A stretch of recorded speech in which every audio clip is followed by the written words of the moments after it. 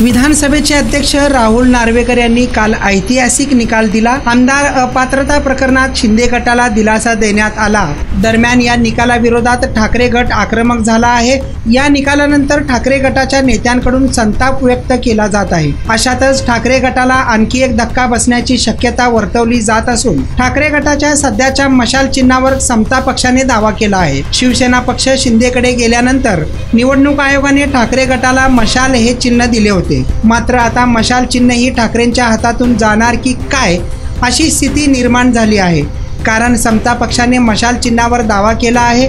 निवडणूक आयोगाच्या नव्या मार्गदर्शक सूचनांप्रमाणे मशाल चिन्हासाठी अर्ज करण्याचा अधिकार असल्याचे समता पक्षाने म्हटले आहे। अलीकडे निवडणूक आयोगाने नोंदणीकृत पण मान्यता नसलेल्या पक्षांना चिन्ह देण्याबाबत प्रक्रिया सुरू केली आहे।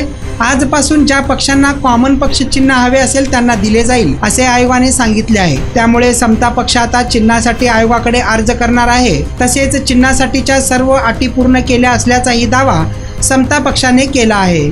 समता पक्षाच्या मागणीवर निवडणूक आयोग काय निर्णय देणार हे पाहणे महत्त्वाचे ठरणार आहे। अल्ताफ शेख, लोकप्रधान न्यूज, सोलापूर।